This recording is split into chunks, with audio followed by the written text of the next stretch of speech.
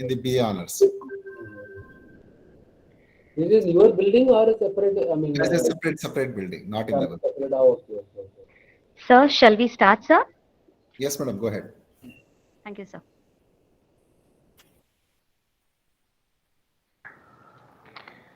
Am I audible? As we work to create light for others, we naturally light our own way. A very good afternoon to one and all present here. I'm Purnima Ji from final year BCom SSMRV College. I'm privileged to welcome you all for today's national level webinar with the topic an overview of Union Budget 2022-23 organized by Department of Commerce in association with Unnathi and Taxation Club, SSMRV College. First and foremost, I would like to introduce you all to our prestigious institution, Shivananda Sharma Memorial RV College, popularly known as SSMRV College, is affiliated to Bangalore City University and recognized by UGC. The SSMRV College is a creation for holistic education and offers UG, PG and research programs. The institute was accredited by NAC with A grade in the year 2017 through the best of academics and professionals to empower them to face the challenges of the competitive world. Our college is one among the top 5 colleges in India for best value for money as per the India Today MTRA Best College Survey 2018, 2019 and 2020. This webinar is organized by Department of Commerce in association with Unnathi, an initiative for students and faculty development and taxation club. These clubs imbibe skills and knowledge among students and teachers fraternity through conducting effective webinar. In this regard, we have organized a national level webinar on an overview of Union Budget 2022-23. Barack Obama says, a budget is more than just a series of numbers on a page. It is an embodiment of our values. Unquote.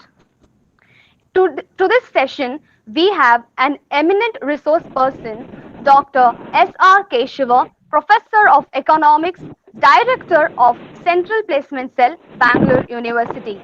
I would also like to welcome our beloved Principal, Dr. S. Anil Kumar Sir, Dr. Nagraj MS Sir, HOD of BCom Department, and also it's my pleasure to welcome my lecturers and dear friends.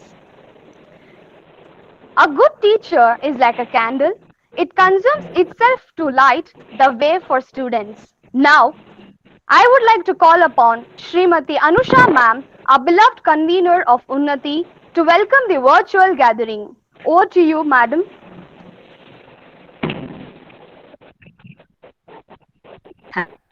Good afternoon. Welcome Dr. S R Economics, Bangalore University, resource person for today's session. Usually, we listen to sir's views and panel discussions, news channels, or read. But today, we have choose of listening to this session. We welcome sir.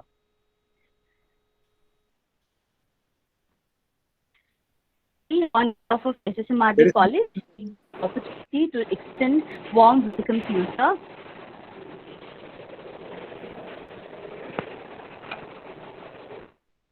Anusha, please check. There is some disturbance.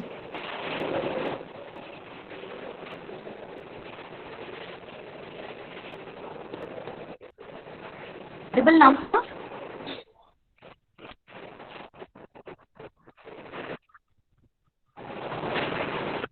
Sir, am I audible now?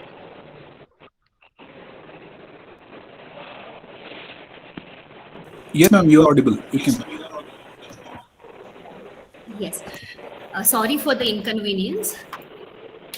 It is indeed honor to welcome Dr. S R Keshava, Professor, Department of Economics, Director, Central Placement Cell, Bangalore University, the resource person of today's session. Usually, we listen to Sir's views in panel discussions in news channels or articles. We'll read Sir articles in newspapers. But today, we have a fortune of listening to Sir's analysis on Union budget with us in this session. I, on behalf of SSMRV College, take this opportunity to extend warm welcome to you, sir.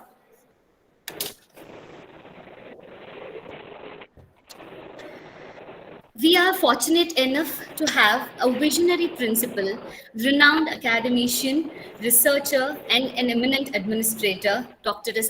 Kumar sir, who always encourages and supports us in organizing all our events. Warm welcome to you, sir.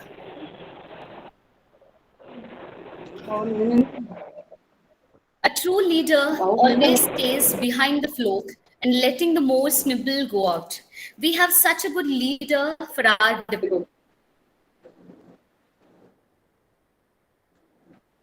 department, Dr.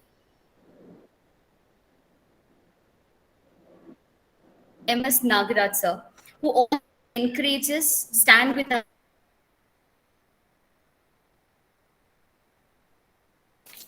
There is some problem in the connectivity. To all our participant faculties, research scholars, corporates, and students from various institutions, thank you for showing interest to have association with SSMRV family. I welcome heads of various departments of our faculty fraternity, technical team, social media handlers, volunteer, members of Unnathi and Taxation Club, and all our dear students. A warm welcome to all of you. And we have immense pleasure to receive more than 400 registrations across the country. We have registrations from Ladakh, Telangana, Tamil Nadu, Andhra Pradesh, etc.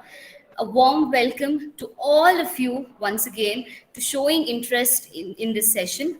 Hope you will be benefited from the session. Happy learning. Thank you. Once again, welcome all of you.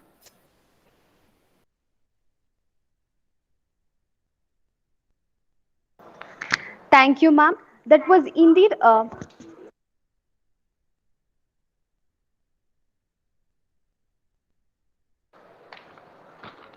Thank you, ma'am. That was indeed a mellowful welcome speech. Moving on, now I request Shilpa Shri, student of final year BCom, Vice President, Academic Student Council, to introduce our distinguished principal, Dr. S.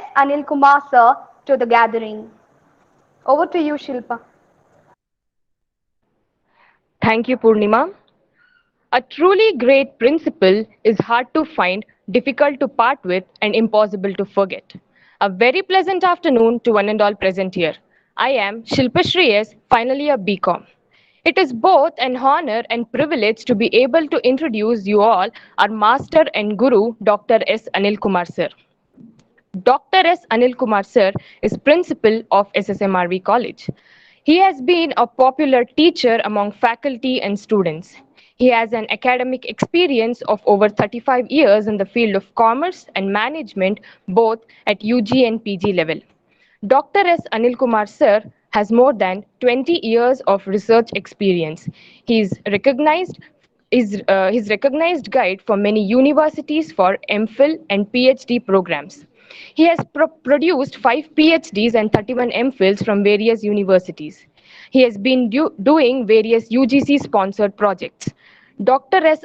Kumar sir has published articles in leading national and international conferences. Sir has authored 17 books.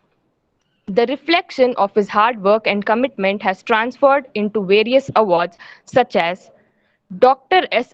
Kumar sir has been awarded in recognition of dedicated service as a teacher conferred by His Excellency Dr. Hansaraj Bharadwaj, the then Governor of Karnataka, organized by Rotary Bangalore and Karnataka Civil Defence Corps.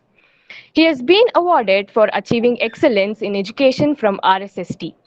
He has received Dr. Abdul Kalam Gold Medal Award from Global Economic Progress Research Association, New Delhi, for individual achievement and distinguished service in education and research. Sir has also awarded a D.Litt by University of Panama, US. Coming back to his key focus areas with SSMRV is academic innovations like the 360-degree education for wholeness model with 5-dimension approach, setting up of 27 activity centers are all stronghold strategies with aims to take the SSMRV college to greater heights. The impact of the same was our college getting an A grade by NAC for the first time during its third accreditation cycle. It is with pride we are proud to mention that our students got many ranks and gold medals in Bangalore University examination. SSMRV College has recently been ranked 4th among top 5 colleges in India for best value of money in India today MRDA survey 2018. The list is endless, but due to respect of time, let me contain my few words about Dr. S. Anil Kumar sir. Now I request our beloved principal, Dr. S. Anil Kumar sir, to address the gathering. Over to you, sir. Thank you.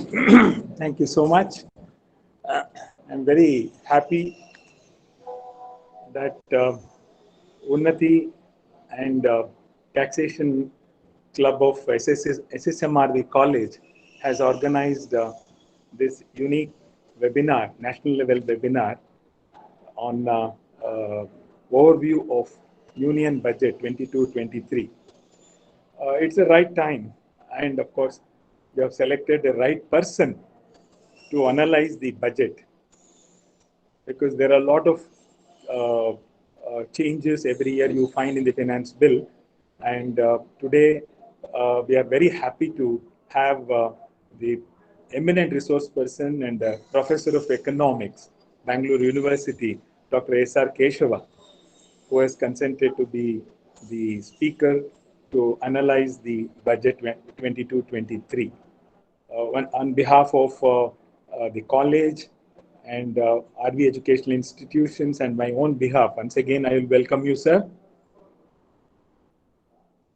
And also, I am very happy that more than 400 students and the professors from corporates all over India are participating in this particular webinar. I take this opportunity to welcome all the participants on behalf of Shivananda Sharma Memorial RV College. I also appreciate the initiative taken by Dr. Nagaraj, HOD of Commerce, Professor Anusha, Professor M.D. Satish, the entire team of Unnathi and Taxation Club, and students, the members of organizing committee comprising of Shiva Kumar, Professor Gokul, and all the student members who have taken interest in organizing this unique program. Of course, this very interesting topic today. I hope you will going to learn a lot of things and about the budget of 22-23 from our good friend Dr. S R Keshava. Thank you so much.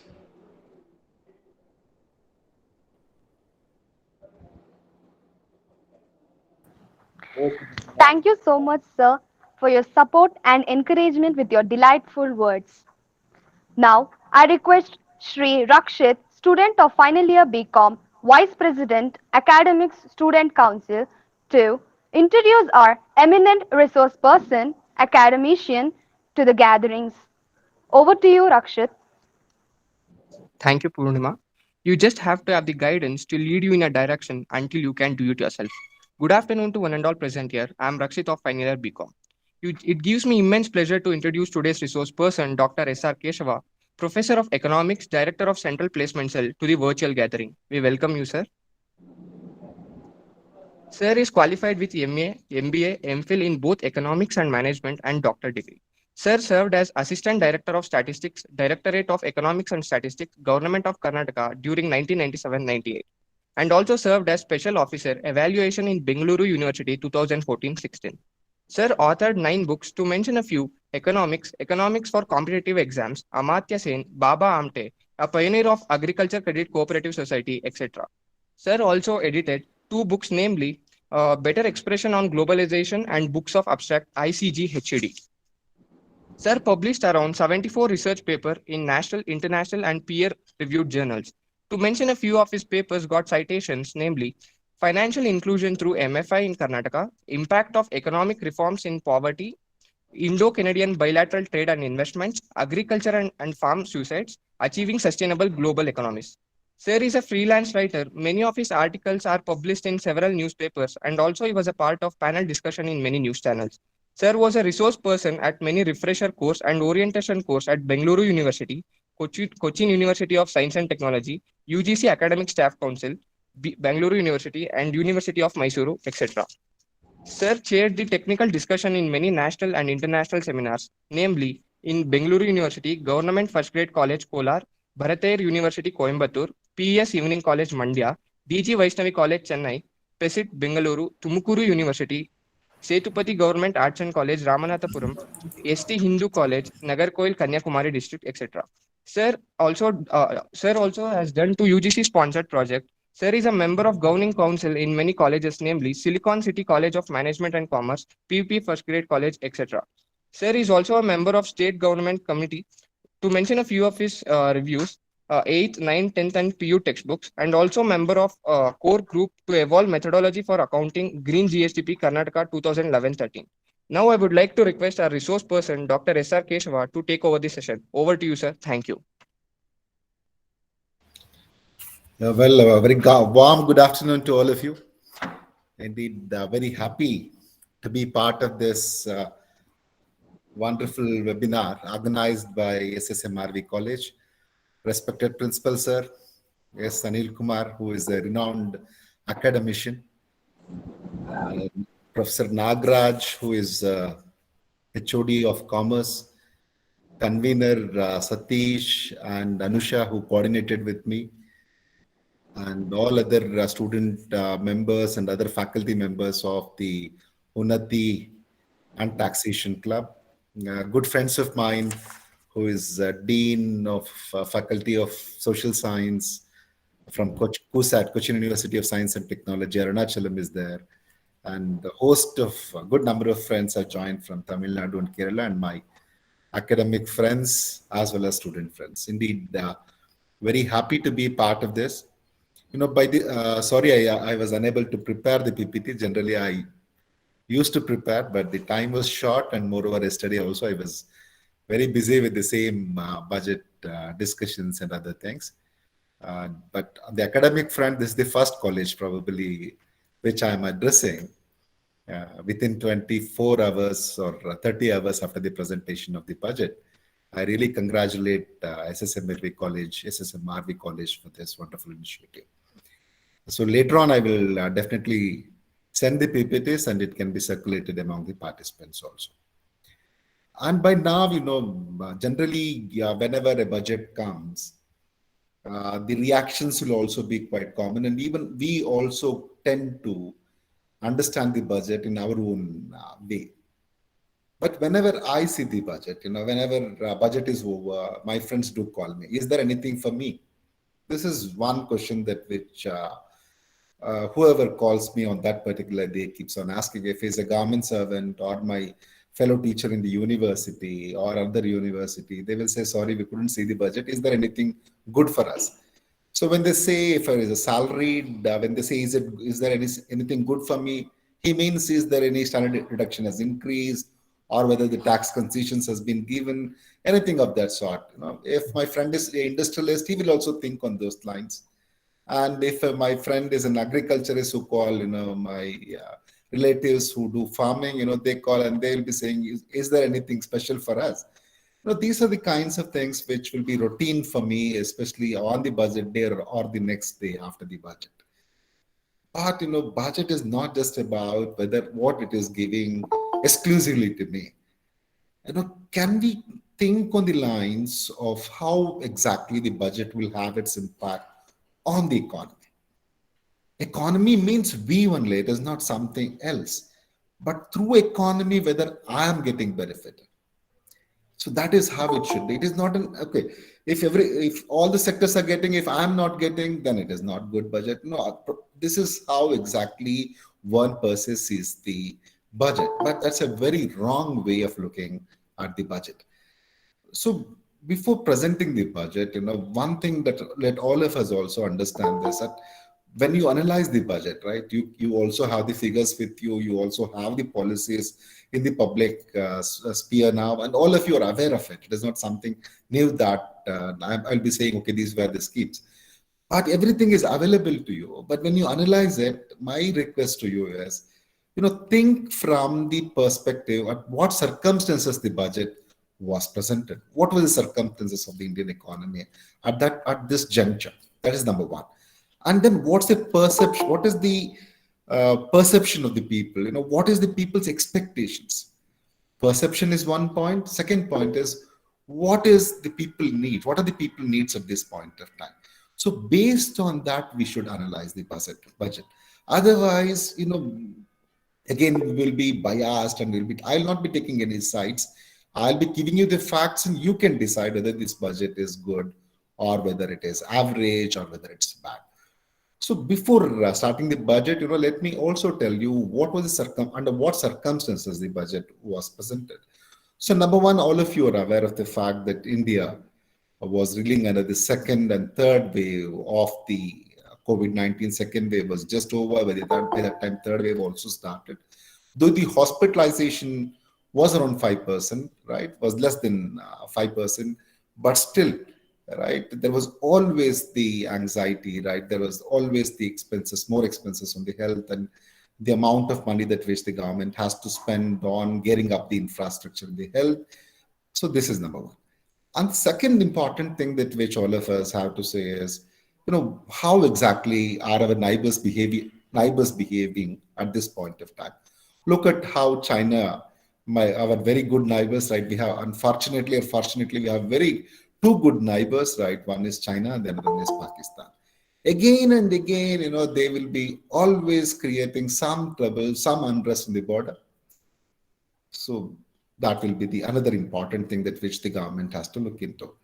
Third is COVID-19 has impacted on almost all the sectors, right?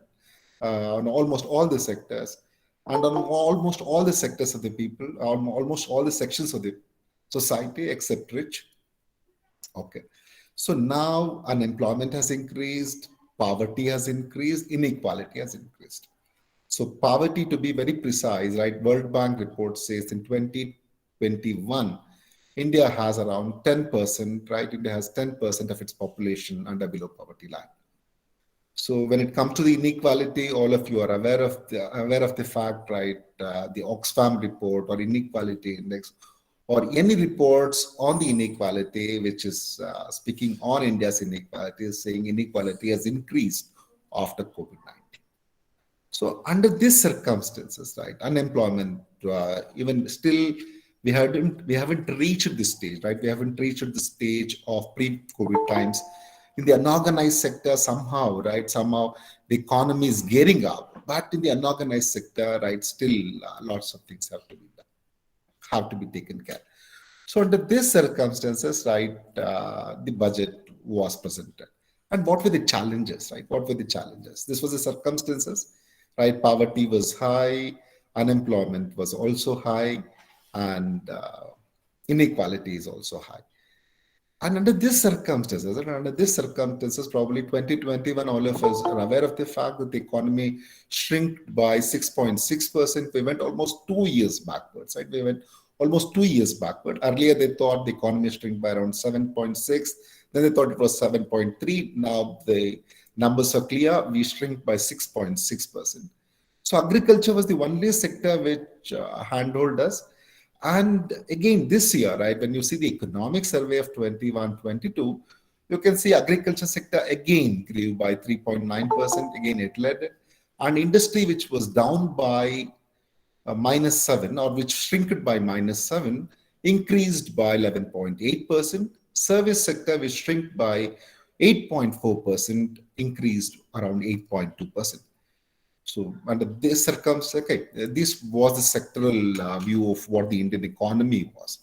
And now inflation, right, economic survey also came out in the picture and said people has to be prepared, right? People has to be prepared to brace the higher inflation because people prepare themselves to brace the higher inflation because it's more of the supply side disruptions, and even RBI cannot intervene proactively at this juncture. In case if you have more doubts on it, let us discuss that during the discussion about. And what were the positive sides, right? What were the positive sides? The positive sides was, despite the COVID third wave, regional lockdowns, area lockdowns, weekend lockdowns in different parts of the country, the direct tax collections was around 9.5 lakh crore, and GST collection was around 10.7 lakh crores by the end of the December. So this was one positive note. Even January figures, which finance minister, while after presenting the budget, which she gave, was the highest, right? Was the highest collection till the GDP, till the GST was implemented. So all these were the positive ambience which was set before the presentation of the budget. But again, here there were so many options for her. How exactly? One is, if you have now the fiscal space, because GST collections are good, direct tax collections is good, right? It was almost 67% increase, right? It was almost 67% increase over the last year. Direct tax collection was almost 67% increase over the last year. And you may ask me, compare it with the pre-COVID time. Whenever you compare it to the last year, now everything looks good only. Because when the economy has shrunk, and this year everything looks very gloomy, even if there is a slight increase. So is that the factor? Yes. Now, even without that, right, even when you compare it to 2019 also, right, the tax collections increased by around 36%. So on the tax front, right, from the revenue front, right, economy was really doing well. So now, under these circumstances, what were the options which we had? The options was, whether we should go in for more of freebies, right? Whether we should go in for more of the freebies and distribute it to the public so that the general masses will also be happy, or think of reforms in the economy. That was one option. The another option, right? The another option before her was whether it should be populist or pro-people. Populist is, as I told you, distribute freebies for the people, right? Distribute freebies, tell, you are going to give this free, that free, fine, fair enough. And another thing is, there was also political compulsions. There was now, 5 states elections are scheduled, and there will be demand from the political sides also, right? Even the government also belongs to a political party. And of course, from the party heads, there will be always a demand, see that you give some freebies or some popular schemes to these particular states. So whether should go in for the political compulsions or should think of the Indian economy as a whole and do some long-term reforms for it. So another thing is whether, again, that popular option is versus freebies versus employment. Either you should choose with the freebies or you should provide more employment. Freebies is, when you provide freebies, all of you are aware, right? Immediately we'll be happy. Yes, fine, I'll be getting this. Many states also do it, and even central government in the past also in their budget have done this. You distribute this free, that free, fine. People in the short term will be definitely happy. But whether you are creating more and more employment opportunities to the public. So there is always an option, because all of us know, right, the resources will be scarce when you compare that with the demands of the people. So whether you are creating the environment for the freebies or for the employment, that is another important angle, that which option she had. And COVID-19 pandemic third wave is not the end, right? All the experts are saying there may be many more such, right? There may be many more such pandemics, number one. Number two, even COVID fourth or fifth wave possibilities also there. So whether you have to create fiscal buffers to face the COVID shock in case if there is a fourth wave. So whether we can create, because we are in the midst of the third wave still now, and whether we should create the fiscal buffers to face the shock in case if the third wave itself increases, or if there is an end of third wave and if fourth wave begins. So should we create more of the fiscal buffers to face that COVID-19 shock? And when you have more fiscal space, how to utilize this fiscal space? I told you, right, direct tax collections, indirect tax collections, all were too good. So how to utilize this fiscal space? How to utilize the fiscal space? And public investments, again, public investment versus private investment. They are complementary, but still, whom to promote in this budget and why? These were all the options that which she had. And I did mention the fact, right? Let me quickly move on this. India is still below the pre-COVID situation on various macroeconomic indicators, and the private investment is sluggish, and uncertainty is too much, right? Earlier, probably all of you are aware of the fact that earlier in the world economic scenario, we used to predict this may happen after another 2-3 months, this may happen, that may happen. We used to predict. But now the situation is such that we will not be able to predict what may happen, right? What may happen next week. Now, uncertainty is the only certainty, right? Uncertainty is the only certainty now. So under such circumstances, right? Under such circumstances, should we go in for waterfall approach or agile approach? Right. So these were the options which we had.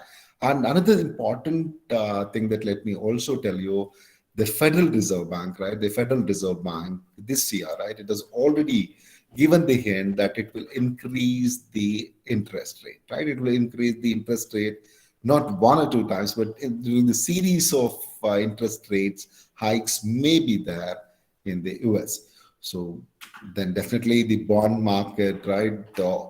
Definitely all the investors wish to tend to invest over there. So all those kind of such circumstances, these are all known certainties, right? Known certainties, and unknown certainties are too much. We do not know how much will be the POL prices, right? Petrol oil, lubricant prices, crude oil prices. We are not aware of the crude oil prices of the international market.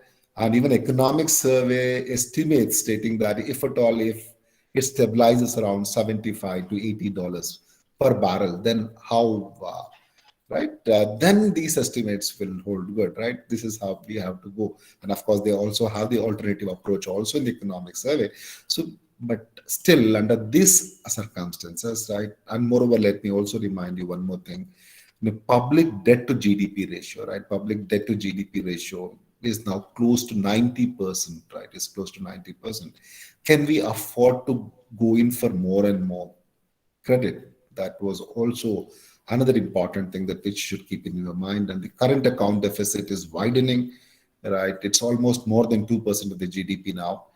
So these were the economic scenario. This was the economic scenario, and she had the options of going to populist or pro people, or to go in for political compulsions and give in more freebies and not employment, and create the fiscal buffers to face the COVID-19 shock, or whether to utilize the fiscal space, right? Whether to utilize the fiscal space to give more and more benefits to the direct taxpayers and indirect taxpayers, and then the issue of public investment, or promote public investment or private investment. And one more thing, let me also tell you here, private investments are sluggish, right? Because of the COVID-19, many investors are thinking of waiting, right? Wait and watch approach, right? Wait and watch approach. Because now because the demand though has increased, right? The demand though has increased, the private consumption is yet to increase, right? The demand overall has increased, but it is because of the government consumption, right? It is because of the more of the government consumption, but the household consumption, right, is still yet to increase. So these are all the things that which you should keep in your mind while analyzing any budget for that matter. And here also the same thing, I wish to request all of you to think on these lines. And all of you are aware, when we speak of the budget, it's all about a financial statement, right? It's about the financial statement of that particular year. But here, when finance minister was preparing this budget, probably she had these issues in her mind. Let us also think not just the short-term growth. That's what should be at present, right? What should be for this fiscal year. She also probably must have thought, let us also give the blueprint for another 25 years.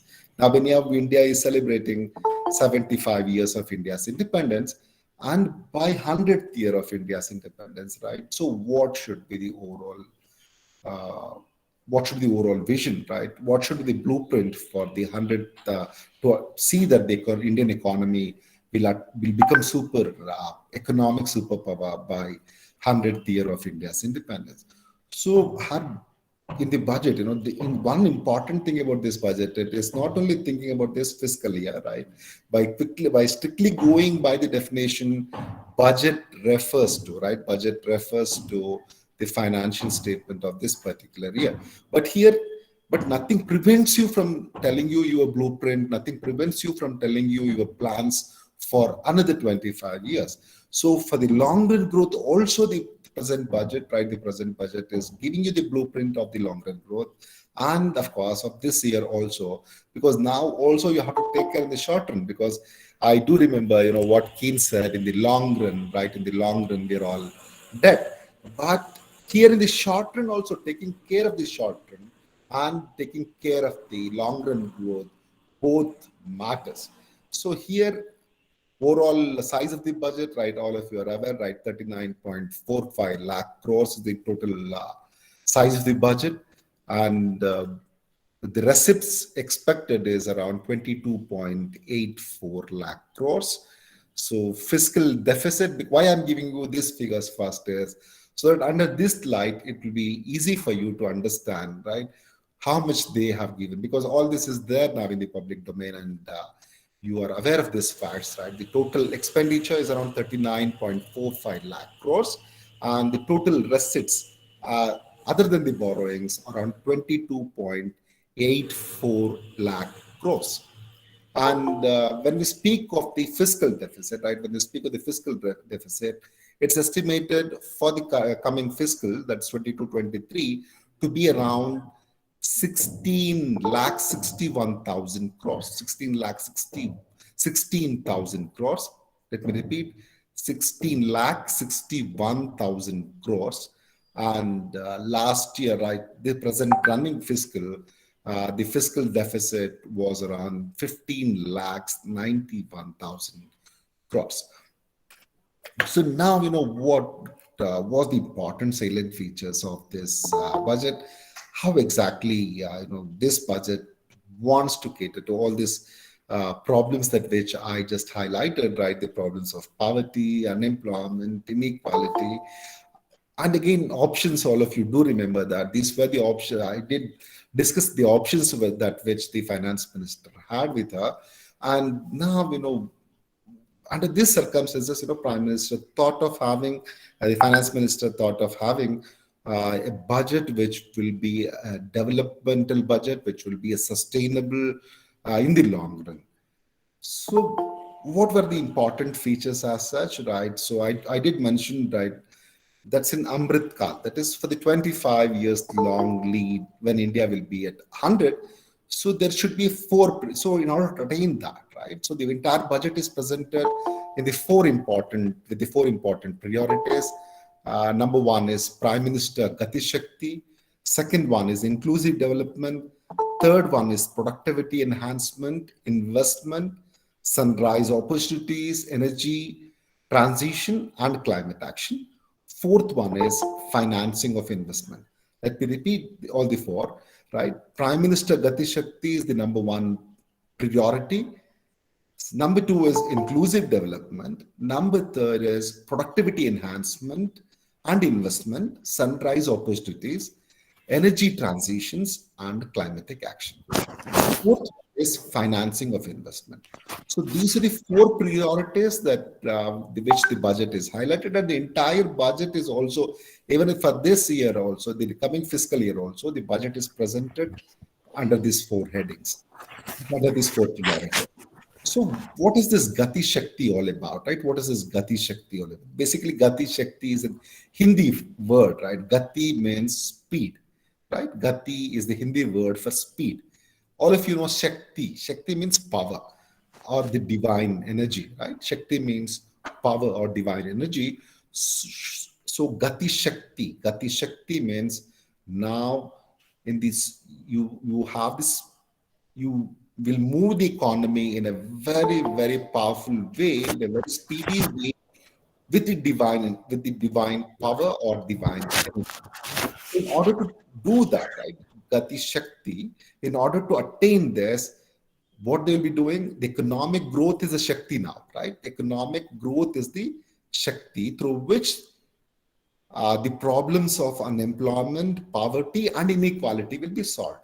So, Gati Shakti, I told you, Gati means speed, Shakti means divine energy or power. So, Gati Shakti, they use the economic growth of this country, right? The aim of the Gati Shakti is to use this, right? To use the Gati Shakti, that is the economic growth, is the Gati Shakti. In a faster pace, our GDP will grow, right? Our GDP will grow, and it will see that, right? The power of that growth will be such that it will, right? It will see that the poverty, unemployment, issues of poverty, unemployment, and inequality will be solved. The present very, very severe problems that which we have right now. In order to attain, right? In order to see that the Gati Shakti is attained, how or economic growth, attaining the economic growth, it is through the infrastructure building, right? Through the infrastructure building.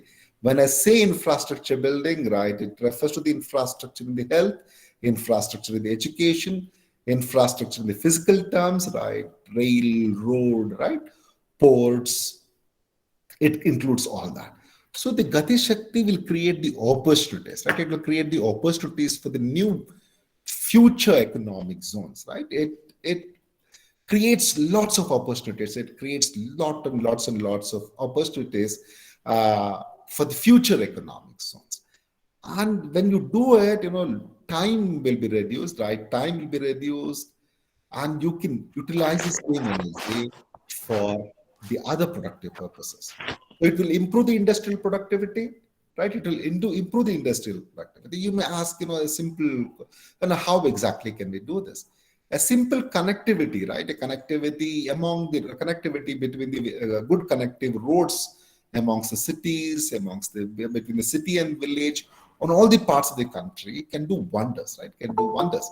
So imagine, right, when you have a good roads, railway system, airports, ports, mass transport, waterways, and logistic infrastructure, which they call it as 7 engines of the Gati Shakti.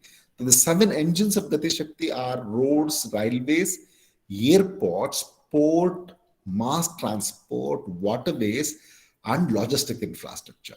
When all the 7 engines, right, when all the 7 engines work in unity, right, and work in unity, so then, the economy will gear up. It's not like, one will be there, one will be laying the roads, the other will be digging it and creating the problems.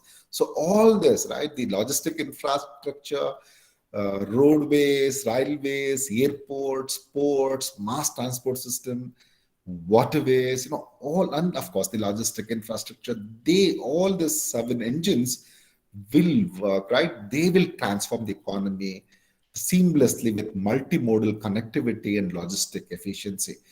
The most important thing is all of them work in unison, right? All of them work in unison. It's not that, that's how we see, right? What we see on the Bangalore roads many times.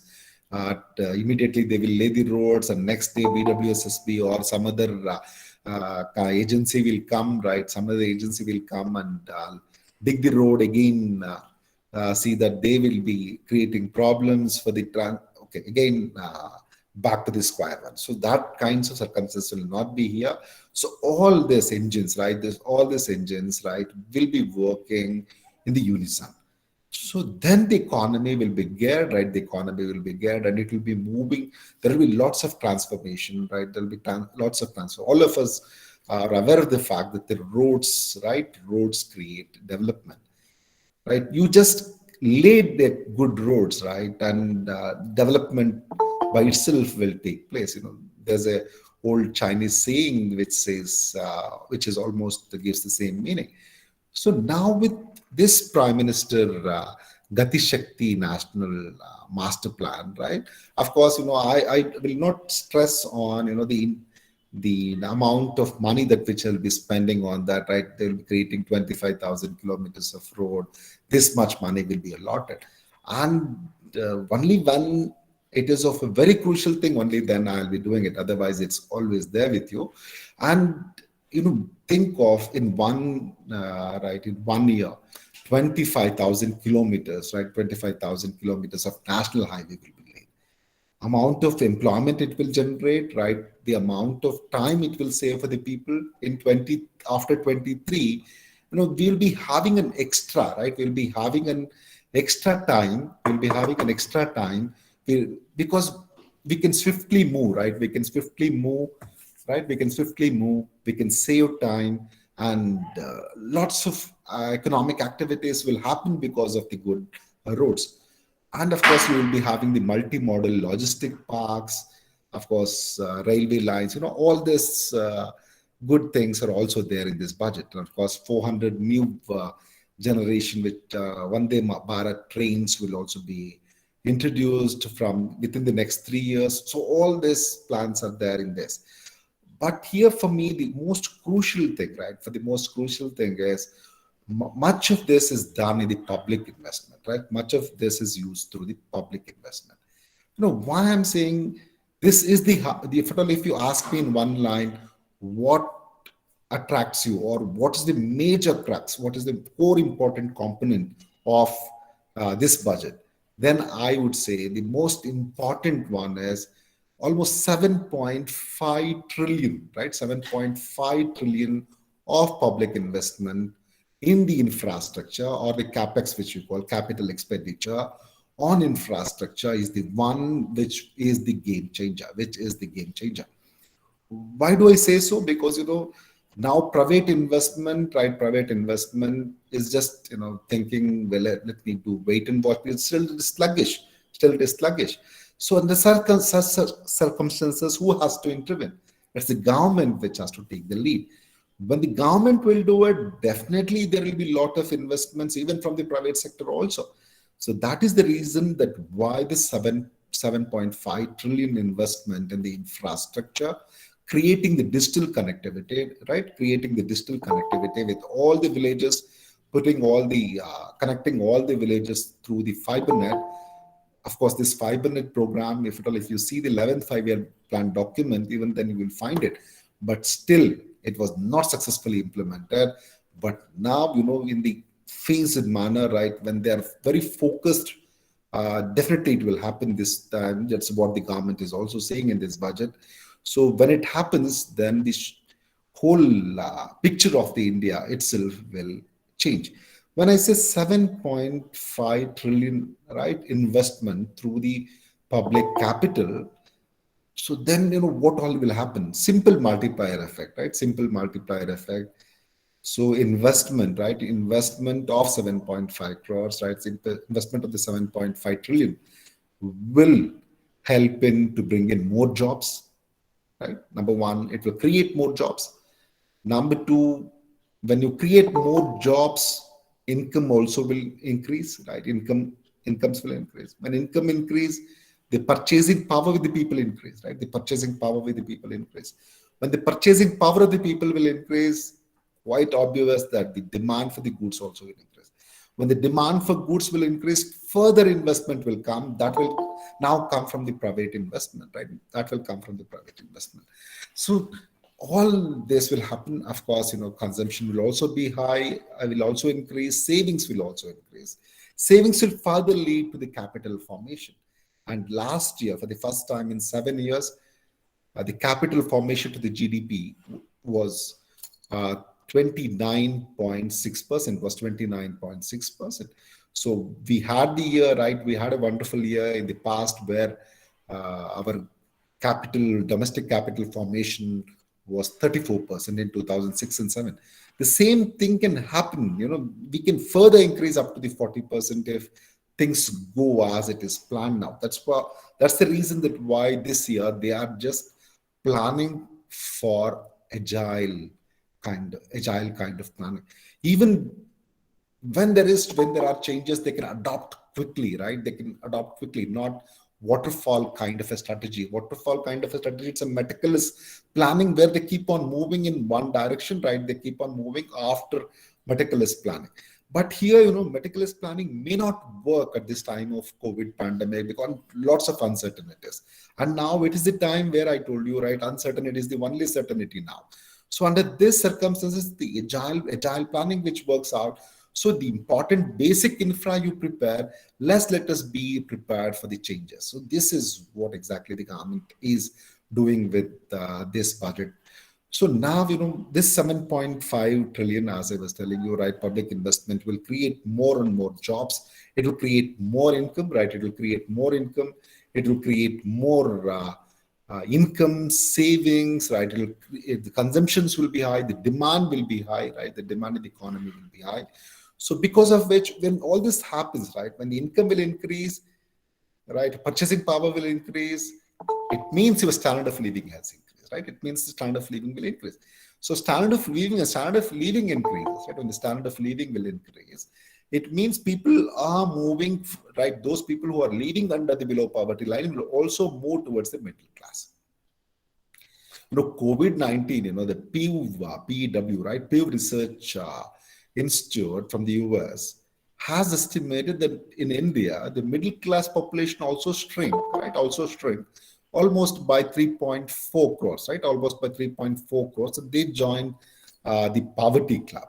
So when such circumstances, right, instead of giving freebies, right, instead of giving the freebies, government is investing, right? Government is investing. When I say, I'm not saying government is doing capital expenditure. I'm saying government is investing, right? Government is investing in order to provide more and more jobs, in order to provide a world-class infrastructure, right? In order to create more good standard of living for the people, right? That is ease of living, right? It's the one which is ease of living. Whenever income increases, right? When the common man income increases, automatically his living also will increase. The standard of living will increase. His standard of living increase means he will send his children to the better school, right? He will send his children to the better, impart quality education, gives him more skilled training, right? Gives skill training to his child.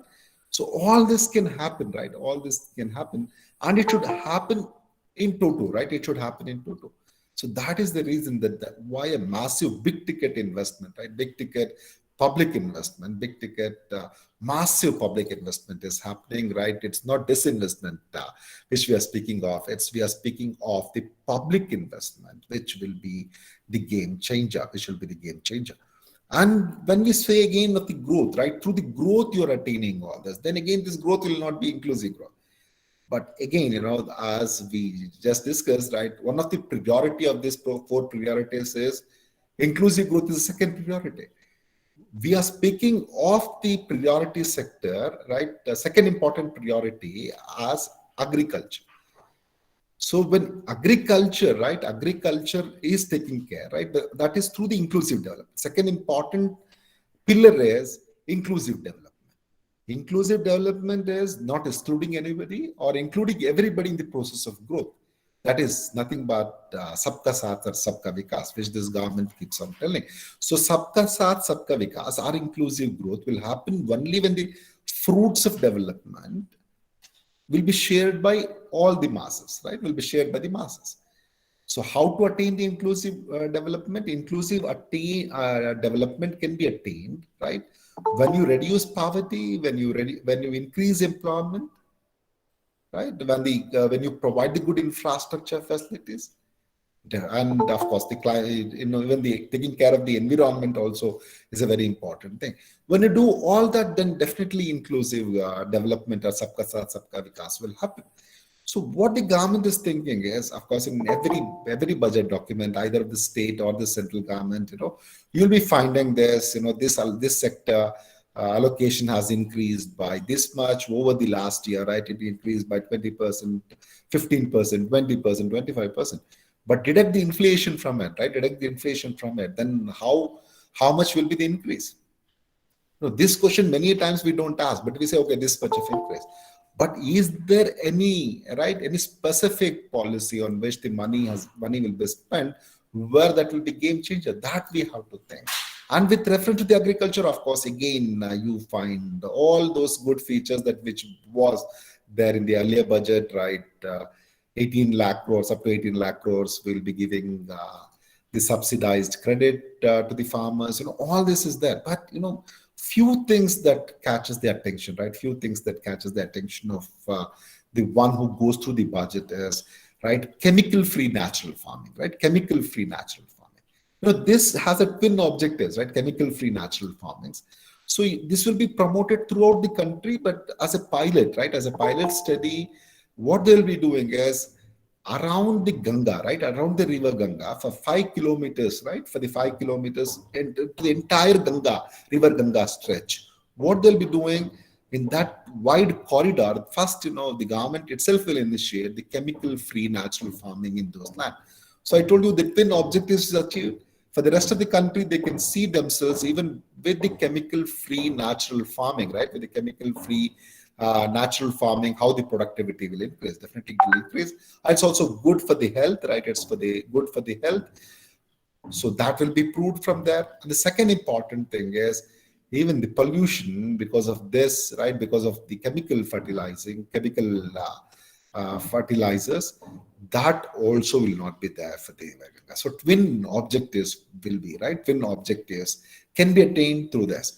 One is for the entire country. This will be the model, right? This will be the model. Hey, fine, that is the initially, you can focus on that. Okay, these are the advantages. These farmers in the Ganga, river Ganga basin has done it, right? The entire stretch up to 5 kilometers, right?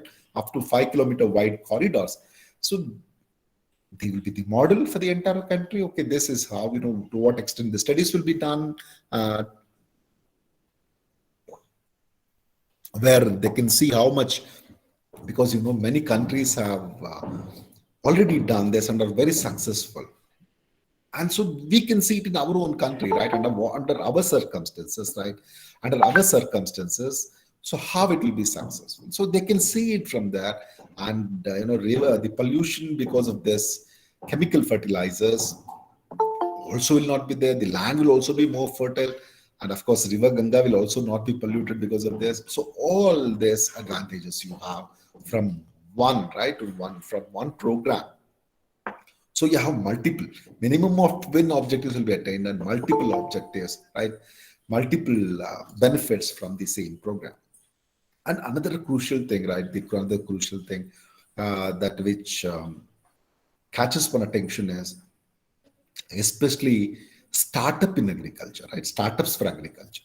So all these years we are speaking of the godon, right? Godons, refrigerators, right? All this we were speaking, back-end infrastructure, we were speaking in the agriculture to a greater extent. Even, of course, mechanization, this budget also we have, even in the last budgets also we see. But here, use for the first time, you see the startups for agriculture, the startups for the agriculture. And of course, the government also is planning in the blended capital to finance the startups for agriculture. This will not only create more jobs, right? This will not only create more jobs, it will also help agriculture also. So it helps in agriculture. So productivity in agriculture also will increase, right? It will also increase. So all these are the advantages, right? All these are the advantages which will change the Indian economy, right? The face of the Indian economy, the picture of the Indian economy to a greater extent. But only thing is, again, I'll come to that also, the implementation. So that becomes a very, very crucial. And these are the crucial. And another important thing, let me also not forget to say that Kisan drones, right? Kisan drones for crop assessment, digitalization, spraying of insecticides. So all this, they want to use the technology, right? They want to use the technology.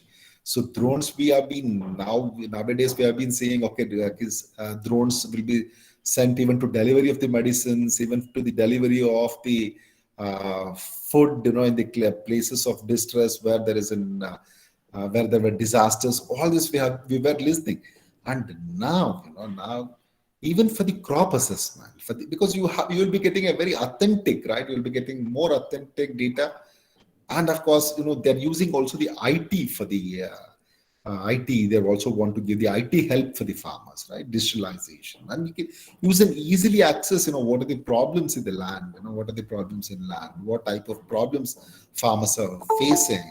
So, and of course, even the spraying of the insecticide and, nutrients.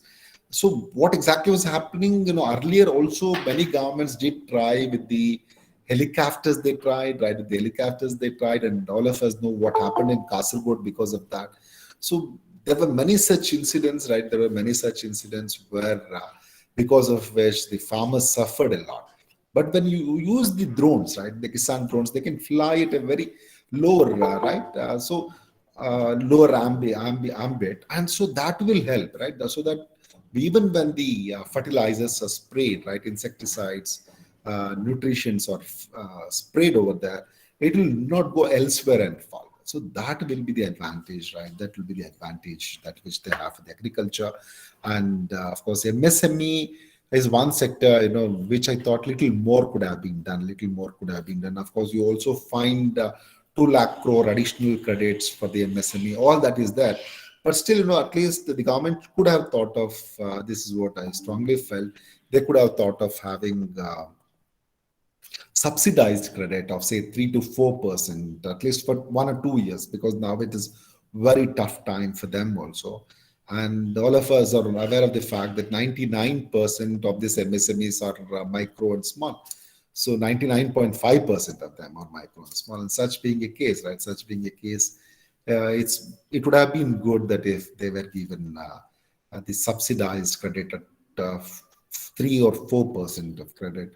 So that would have been, that's what I thought. Other than that, they gave 2 lakh crore additional credit, and of course, skill development, education, and education. Let me again tell, that's one sector. Again, education is one sector where there was lots of digital divide happened, right? Lot of digital divide happened, and all of us are aware of this. Many of us are teachers here, and of course, student research scholars and student friends are also aware.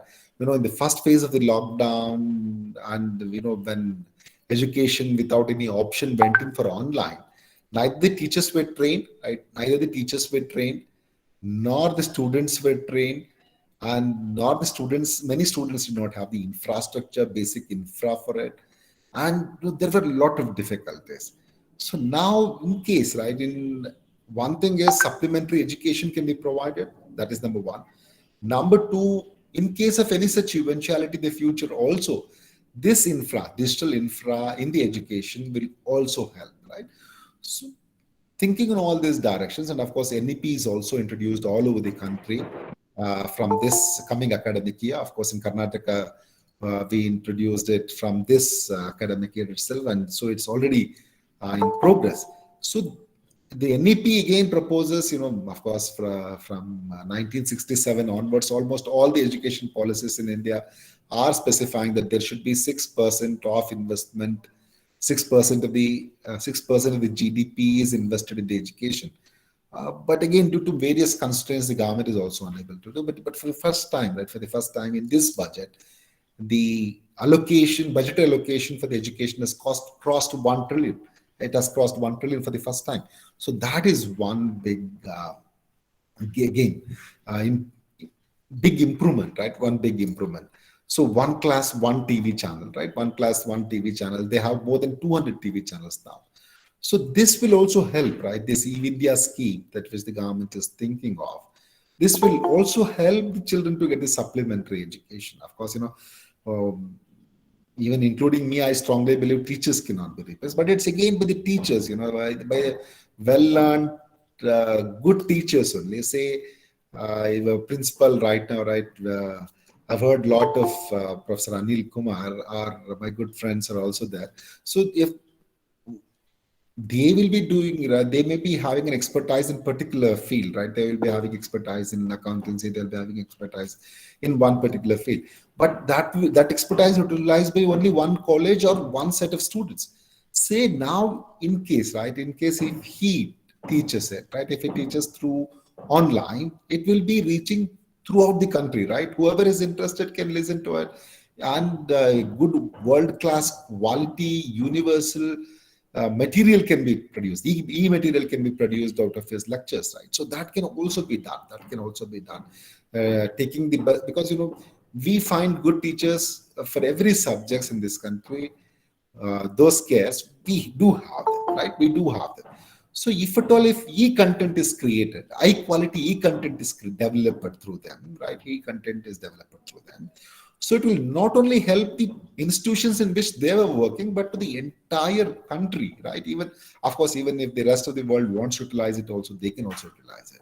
So such will be the advantage. So in this budget, the provision is made for that, to produce a high quality e-content, right, through digital teachers, right? That is through digital teachers. So all that they are planning. And another important thing is the virtual labs, then skilling e-labs, and even they want to have a digital university also. These are the key features that which we did not probably have in the previous budgets. And of course, the rest of the things, right? Rest of the things like providing a good amount of money for the primary education, higher education, research, all that is continued in this budget also. And crucial things we've already discussed, right? Another important, only one or two important things I'll say, and I will concentrate on the question hour.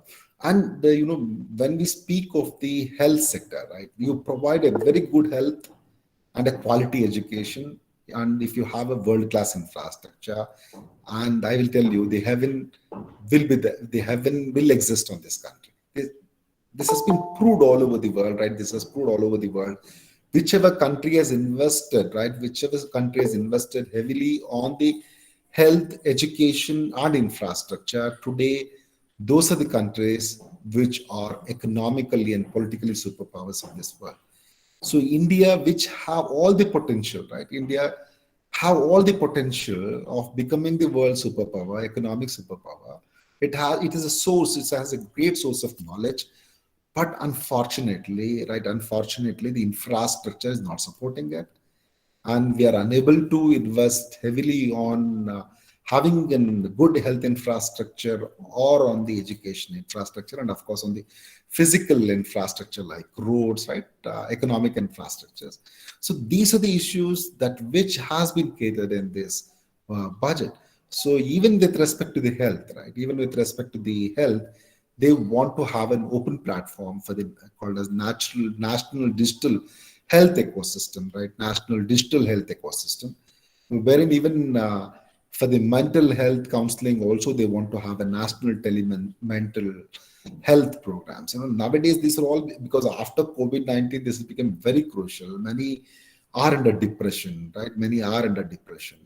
And we often keep on listening to the suicides, increase in the suicides among the farmers, increase among the suicides among the students, even among the women, all these which should never happen. And many of this can be sorted out through counseling, right? Many of them will be counseling, and some, and even many of these blind beliefs and depression can be foregone, right? Can be easily moved off through the quality mental health counseling. So that is where even Bangalore NIMANS will be the key position, will be the head of all these institutes, and they'll be catering to the all this. They will be creating 23 telemental health centers of excellence.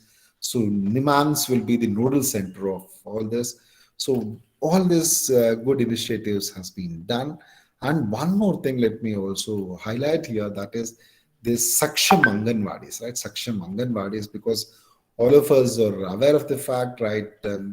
Despite the best of the programs of the government, right? Best of the programs of the government, still, the nutrition level, right? There's still the nutrition level. Why India is faring very badly in the hunger index, right? Why India is faring very badly in the World Hunger Index, all of us know the reasons, right? Some of the states, even now, right? Some of the states in this country, even now, the nutrition indicators can be compared with that of the Somalia, Ethiopia, right? So in last budget, they announced the Postan 2. And so what they want to do, all this, when you have Saksham Anganwadi. That's an integrated benefits to the women and children. They want to integrate the benefits through Mission Shakti, Mission Vatsalya, right, and Postan 2. So this was introduced from the last budget. So and Saksham Anganwadi. So Saksham Anganwadi is the upgradation of the Anganwadis, right? Saksham Anganwadis are this upgradation of the Anganwadis. So all it's in, really path breaking, right? Really a path breaking things that which will happen. And of course, defense was one area, because even the initial, that's the greatest challenge that which we are facing today. We have been listening, right? We have been listening through the media and seeing through the media that frequent violation of the ceasefires and entering into our territory and creating lots of unrest, right? All those things are happening. So defense allocation has increased. So even in many intellectuals, right, many economists did mention that, right, if all the defense expenditure, right, if all the at least 1 year, right, 1 year, if all the defense expenditure of all the countries were invested on eradicating the poverty or the negating the impact of COVID-19, then the world would have been much safer. But unfortunately, that is not happening. And even now, right, at the time of the COVID pandemic, also the countries like China is always creating a lot of problems for the peace-loving India. That doesn't mean that when we are peace-loving, we should not defend ourselves, right? When unnecessarily, if somebody provokes us or enter into our land, and of course, as as Indians, we all have every right to protect our country. And hence, the budget this time has proposed the increase of around 68% of the capital procurement, right? 68% of the capital procurement will be earmarked from the domestic industries, right? Will be earmarked for the domestic industries. So what will happen because of this? So this allocation will help, right? This higher allocation in the around 5.5 trillion is the money that which they have which they are investing in the defense. So what will happen with this? First thing is, our basic infra in the defense will also improve. And one more important thing is, as I was telling, right, 68% of all the capital procurement will be done through the domestic industries. So when they do it, right, almost 10% higher than the last year. When they do it, so the made in India will also get boost, right? Atmanirbhar Bharat, to be precise, will get more boost, because many industries will come to India and then start, because it is only from the Indian industries, almost the majority of it, 68% of the capital procurement will be done through the domestic industries, right, from the Indian industries. So that is the reason that why it will also boost the Atmanirbhar Bharat, and we also will be self-reliant even in the defense equipments also. And another important thing is they are exclusively earmarking 25% of the allocations, right? 25% of the budget allocations for research and development, right? Research and development. So that is also a game changer, because that will help, right? That because more and you invest more and more on R&D, that will also yield wonderful results. And now the government has started it with the defense now, because that's an immediate priority, because we have to protect our borders, right? We have to protect our country. So the government is thinking on that, of course, promoting the sunrise industries, and even taking care of the climatic change, all these are of course there. And quickly let us move to the taxes part. And in this, there are no much change when it comes to the direct taxes, but one good thing has definitely happened. 2 years back, right? 2 years back in the economics survey, they had mentioned that much of the litigation, almost majority, 90%. I'm unable to recall the exact 86 or 90% of the litigation in the direct taxes are just with the 1% of the difference between the assessee and the agency. So when such being a case, how exactly to lessen the litigation? One is, either accepting this self-assessment of the payer, and the another important thing is, allow the taxpayer to file an updated return. If at all, if he is honest, he'll be doing it in the very first attempt itself. Even if he's an honest taxpayer, and if he forgets some portion of the income to be added to the income tax, and then if he realizes it after 6 months or up to 2 years, right, up to 2 years, he can file an updated return, right? He can file an updated return with the payment of an additional tax. It's up to 30%. So that also will be beneficial. And because much of this litigation can be solved, and so that's an advantage to it. And of course, for the cooperative societies, the minimum alternative minimum tax, AMT, right, that for the cooperatives is brought down from 18.5% to 15%. So almost on par with the new manufacturing industries that will be beginning in the country. So all those advantages they have done. And another noteworthy is the introduction of a digital currency in the country, right? The introduction of the digital currency in the country. So that will also be, again, bring a lot of changes in the digital currency. Because all these years, and one more thing is the 30% of the cryptocurrencies or any digital currency, right? Digital asset, right? Any virtual digital asset will be taxed up to 30% without any concessions, except that of the cost of acquisition. All will be taxed. So again, it will also serve the two purposes. One is more and more people, in case if they want to invest in the digital assets, they will be investing, right? They'll be investing in the Indian digital rupee, right? In the Indian digital rupee, which is an authorized, right? Which is an authorized, and even you can convert that if you wish. You can also convert it into rupees also. You can also convert it into rupees also. Right now, cryptocurrencies cannot be converted, right? It is not, except one government, nobody has given its official recognition also. Neither it's a legal tender. But whereas in case of India's rupee, it will be a legal tender, right? It will be a legal tender also. And if you wish, you can convert it, right? You can convert it into the rupees also. So all these are the advantages that which we have in the present budget. And another crucial things, let me also highlight a few things, right? Revenue,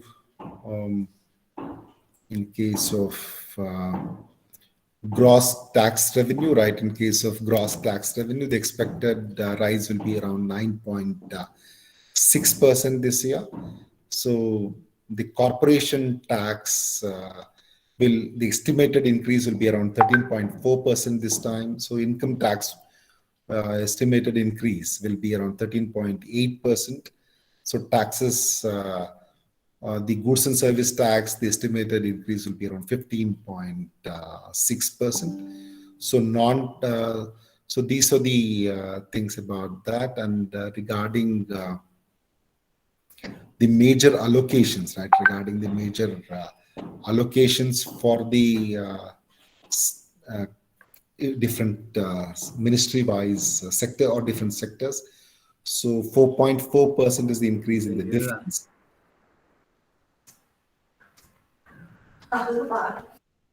For the consumer affairs, food and public distribution, it has reduced by around 28% this year. And road transport, whooping 51.8% is the increase, right? The 51.8% increase. And the home affairs, it's increase of around 7.3%. And railways increase of around 16.9%. So agriculture and farmers' welfare, there is an increase of around 4.5%. Education, the allocation has increased by around 18.3%. So housing around 3%.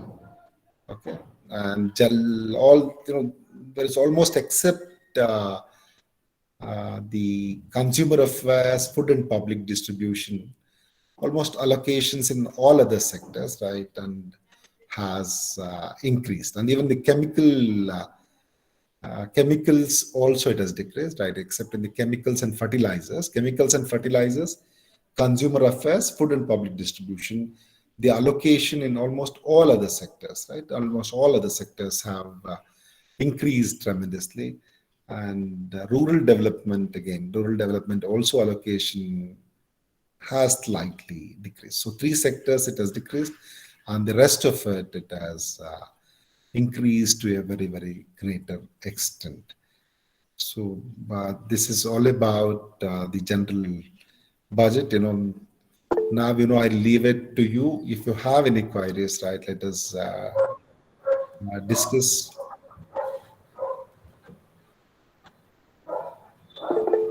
Can I go ahead? Yes, sir, please. Thank you, Mr. Keshava, for a very vivid description of all the budgetary proposals and gist of the overview of the budget.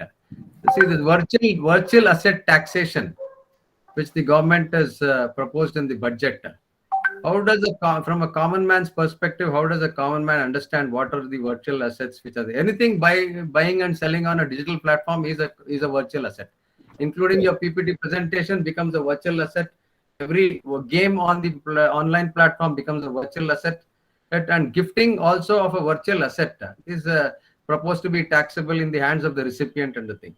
What is your take on this, and whether investing in NFTs and such digital virtual assets is a good proposal in the light of this budgetary proposal of the government? See, on one side, the government was talking about banning Bitcoin. Yes. And now on the other side, providing for such a taxation provision for virtual asset. When initially when this was announced, previously on the previous day there were pre-budget discussions and expectations from the budget discussions on various television channels.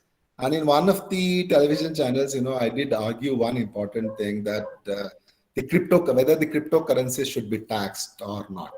Then, I was strongly saying, because the draft of the central government is saying, right, the central government is saying, proposing even 10 years jail for the illegal holding of the cryptocurrencies. In such a case, it is not a right thing to be taxed. But, government has thought other way. Now, pending the legal status, it is saying we will tax right now. Then we will say whether it is authorized in this country or not. Right now, you're anyhow enjoying, having higher returns. So whenever you have it, you pay it. Later on, we will decide, because it takes a lot of time. Probably from the revenue point of view, it is good. But the game changer in the digital assets will be probably investing in the Indian rupee itself, right? In the Indian digital rupee itself. Probably that will help, right? That will help to a very greater extent. Because now, one is it is legal tender. The rest of it, we don't know. Many of the scams which we have been listening, right? Many of the scams, we are all listening to so many scams, and how the people are cheated, saying that they'll be given the cryptocurrencies, right? We have been reading it day in, day out about all those things. And so now there is an advantage, right now there is an advantage. We are not altogether saying, right? We are not altogether saying that we are, we are not saying that we'll be putting them in jail for illegal confinement. Nothing we have done. For the time being, we are saying, okay, we are taxed. So one time at this juncture, people will be feeling, okay, I'll not be earning that much that which I am earning earlier. So why not invest now in the Indian digital currency also? Because it has the legal backing. It's a legal tender. And another important thing is, if whenever you need, you can also get it converted to the rupees also. And probably India is the first country in the world to have an official digital currency also. So that's the advantage which we are having. But only thing, again, I should have said it at the end, which I forgot. There are very, very good amount of proposals in this budget also, like previous budgets. But many of its implementations, right? When it comes to the implementation, it will be either 50% of it is successful, 60% of it is successful. So what exactly government should think is, they should strongly think of having a white paper once in every 3 months. So after 3 months, they should keep on saying, okay, this is what is that which we have attained in these first 3 months, say in this first quarter, when they have the first quarter GDP growth, at least they can say, okay, first quarter GDP growth, they can also bring in and say, this is the amount of money which we have invested. Say even in the BPL also, right, in the eradication of poverty, we keep on saying we have invested trillions of money from the 1947 on poverty elevation programs. We don't know who are the beneficiaries. So what exactly they can do is, okay, these were the beneficiaries, right? Now you have the link to Aadhaar. Almost all of them are listed in the Aadhaar. More than 98% of them are listed in the Aadhaar. So link and say, these are the one who is taking the benefits, right? These are the one who is taking the benefits, and this is the outcome. So outcome should be informed once in 3 months. Similarly is with this digital currency also. Okay, this is the first quarter we are introducing it. Second quarter, this is happening. So this much of money has been invested in the education in the first 4 months. Okay, this is what is the immediate impact. Future impact is maybe this. So if you have that, even the bureaucrats, even academicians like you and me, all of us, will be on our toes. I tell you, we'll be on our toes to do our task on that day. Otherwise, what exactly at present, what's happening is the budget will be always will be coming out with the good intentions, but even I have seen, right, earlier I was in the government, I have seen this, only the last 3 months, much of the money will be released. Even in the April, they will be predating, right? They will be dating it, saying it as March 21st or 20th and drawing the money.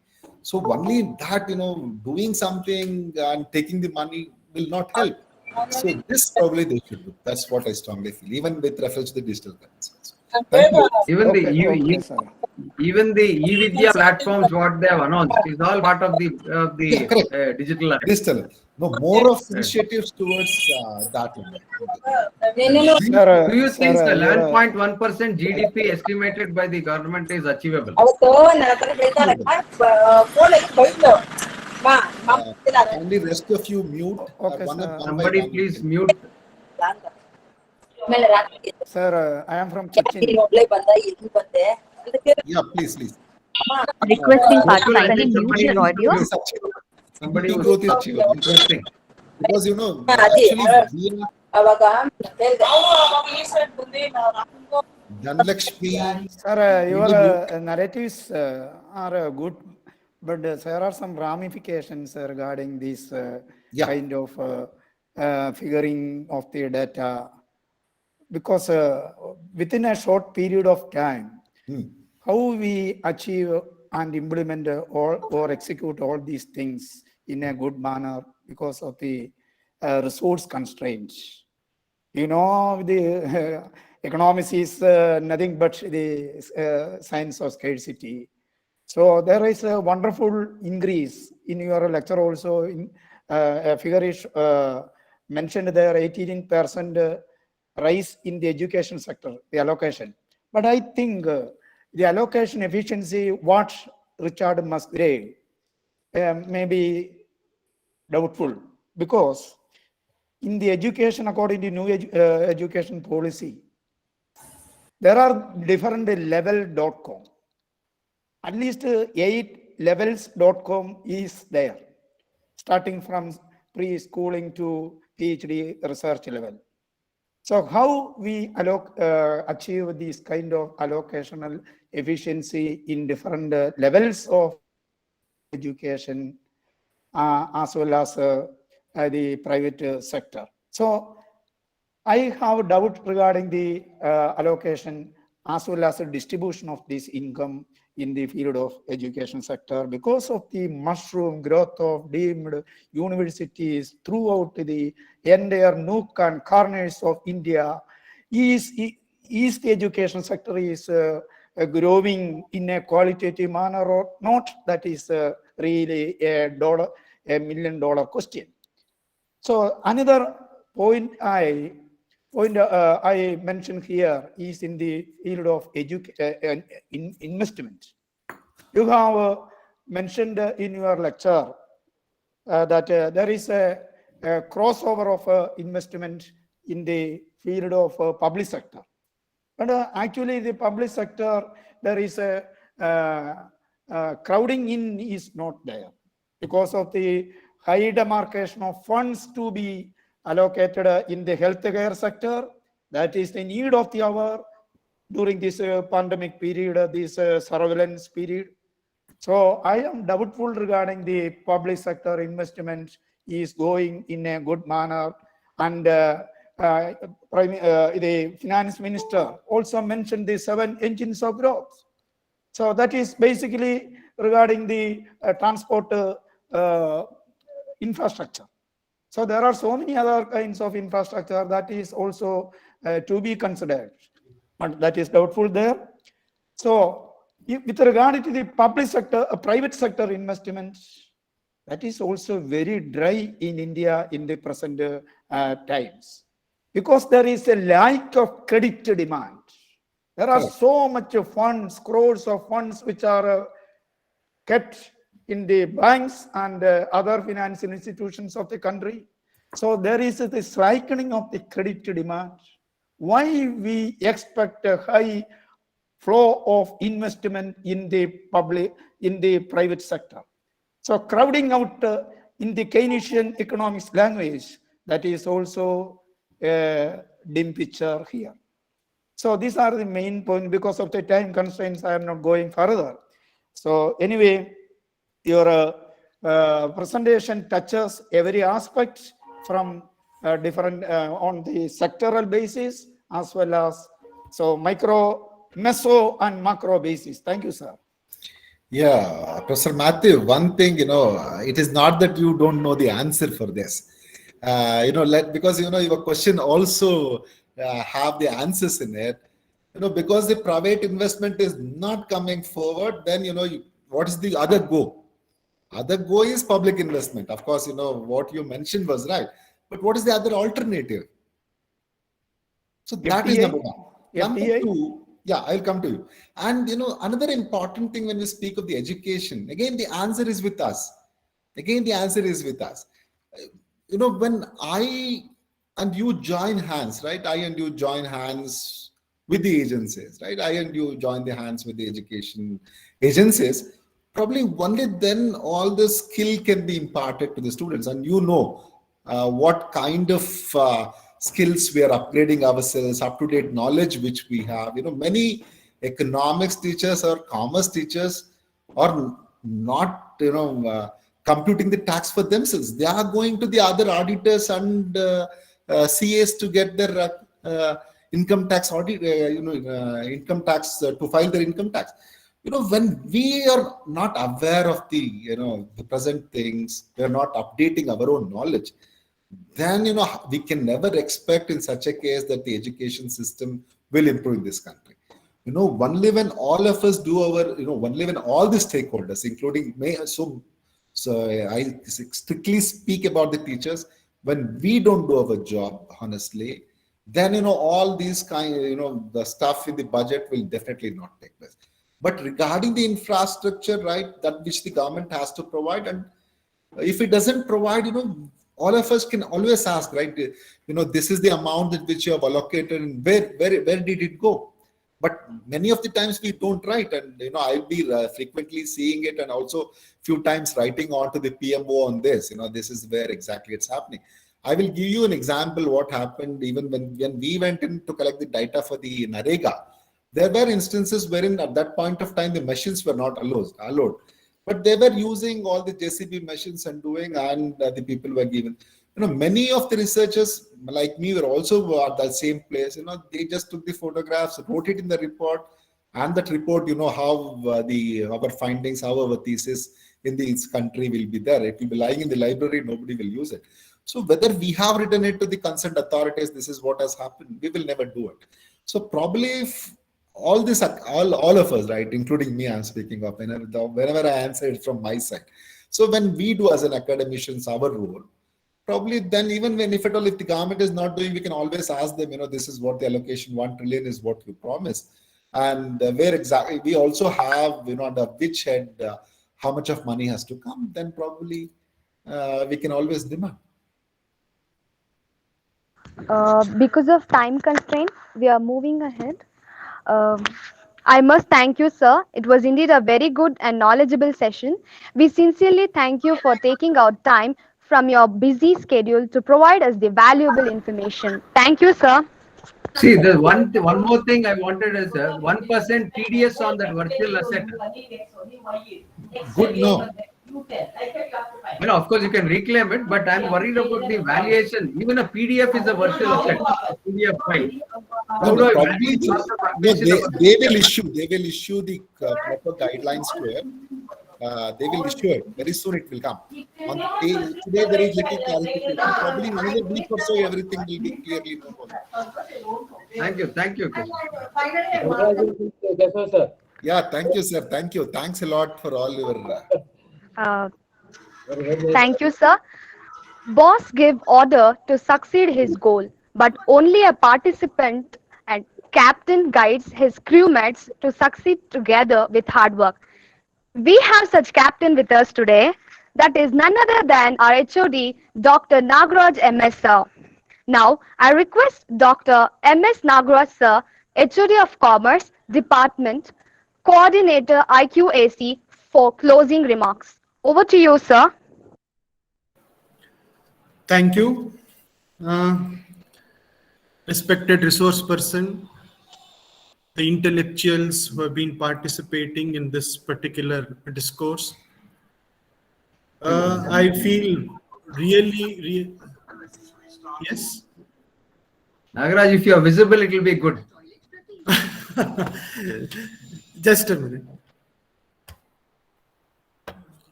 Yeah, am I? Thank you. So, there is no tax proposed. Yeah. Otherwise, all India radio agataste. It is really fascinating to listen to you, sir, Dr. Keshava. This is earlier you had been a part of the research club where we had conducted a program or a session on research. You were a part of it, and this is the second time we are inviting you. Thank you very much for being a part of this. I really appreciate each one of you who have been a part of this particular program.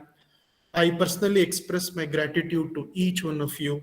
The participation from all of you is really encouraging. That has made us to bring in more such programs. And I thank all the participants who made their time to be at this. The quality of this webinar is really at its best because of the discussion of these intellectuals. So thank you very much for being a part of this.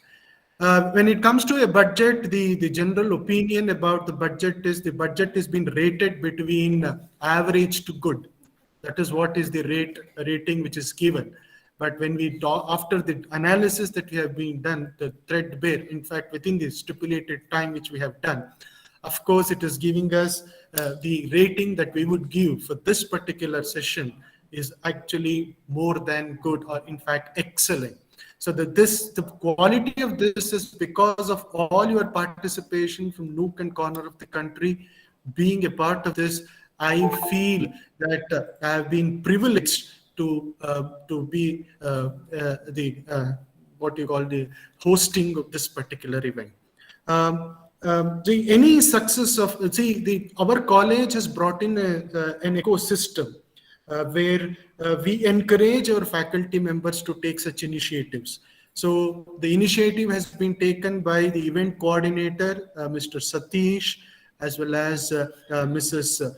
Anusha, who has been a part of this. I think they were in contact with the resource person. Within a very short span of time, that everything has been arranged very clinically, and it has been meticulously been implemented. So I have to thank these two people who have been instrumental for this particular program. Of course, there's a big list of people who have been contributing behind them. Though there is an event coordinators, but there is a team of people who have been working behind that. So there is Gokul, there is Shivakumar. There are quite a few people who have been part of this. So I would take this opportunity to thank all of them who have been extending this support for all our endeavors. And the next thing that I have to tell is that the faculty members who have made their time, and also the IQAC team who have taken this initiative. And of course, the students. So students are also being a part of that. Earlier, we were opening all these seminars only either for students or for the faculty members.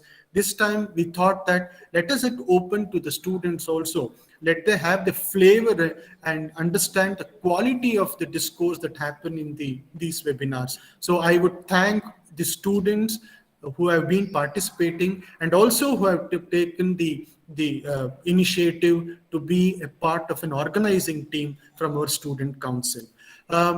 Thank you all. I request all of you to be a part of all our future endeavors. So there are quite a things that has been in the pipeline, which would be where probably in another 2-3 months we would come out with many such programs, which is very, very academical and very thought-provoking. Thank you very much, team. Good work. I would last but not the least, I would thank our principal. See, the leader is the only person who can make us these things. In the ecosystem of our culture, our principal has taken has established a sort of a culture where each and every people, each and every faculty members are showing an interest towards these things. So thank you very much, Dr. Anil Kumar sir. You have been a catalyst and you have been instrumental in all our visible changes that has been seen in the college. Thank you very much. I would hand it over to the MC. Thank you. Thank you, sir, for your delightful and splendid words. We are at the end of the session. The feedback form. 1 minute. Okay, sir. Okay, yeah, sir. I would also like to thank the college principal and commerce department for giving me this opportunity. Really, I had a wonderful time because there was a very good enlightened questions, even which made me to think. So very good questions. Only I should have given more time to this and I've spoken less. That's what I thought at the end. But anyhow, we can always meet and we will be always in touch and we'll be discussing more on this. So thank you. Thanks a lot for this wonderful opportunity. I thank each one of you for your patient listening and for interacting with me. Thank you. Thanks a lot. Nagaraj sir, I have one suggestion. Nagaraj, I have one suggestion. Yeah, sir. Please go ahead, sir. Please go ahead, sir. I think you should involve students sector-wise to dissect the budget, and so that they do some workshop seminars so that they get in-depth learning on that subject. So each one present on a different sector. So absolutely, what is the effect under a virtual asset? Nobody will know. Even expansions they may not know. So you need to get used to this fiscal jargon also and sector-wise specialization, so that it'll go a long way for these students to learn and understand the budget, and they should even see the budget. Of course, I show them when I teach constitution, but still, after that, things are forgotten for them. That's right. Absolutely, sir. I'm willing to help the students to understand this because I am interacting with the government and various other thing on parliamentary. I skipped the afternoon session in the legislature to be on this channel today because Keshava was there. That's right. Keshava, I am Harish, an advocate, guest faculty of the SSMRV College, a political analyst also. Absolutely, sir. Point well taken, sir. Thank you. Thank you, sir. Feedback form is already been circulated in the chat box. Please do fill in the form for certificates. Now, I request Shri MD Satish sir, convener of Taxation Club, to propose vote of thanks. Over to you, sir. Good evening, all. I, Satish MD, Assistant Professor, Department of Commerce, convener of Taxation Club, takes proud privilege in giving today's vote of thanks. Firstly, I thank our resource person, Dr. S R Keshava, Professor of Economics, Director, Central Placement Cell, Bangalore University, for in detail enlightening about Union Budget 2022. Thank you, sir. I thank our beloved principal for his unconditional support in organizing this session. Thank you, sir. I thank Dr. Nagraj MS, Head Department of Commerce, Coordinator IQSC, for encouraging and continuously supporting us in organizing this wonderful session. Thank you, sir. My special thanks to Hari sir, advocate, to be part of this session. Hari sir, thank you.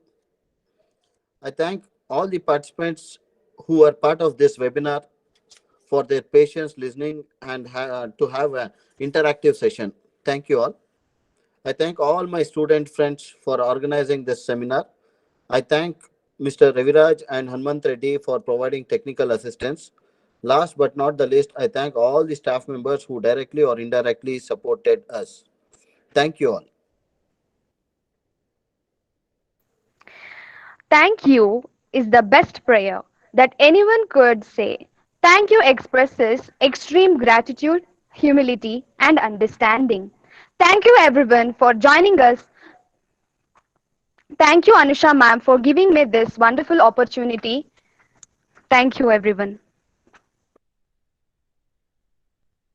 Hello, madam.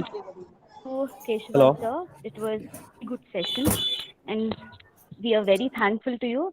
Thanks for taking time in your busy schedule and being a resource person for the session. Thank you, sir.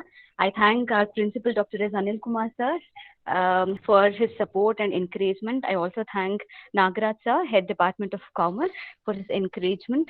And I thank all the participants for joining us today. Thank you, everyone, for being with us this evening. Sarve Janaha Sukhino Bhavantu. Dhanyavad, everyone. Thank you.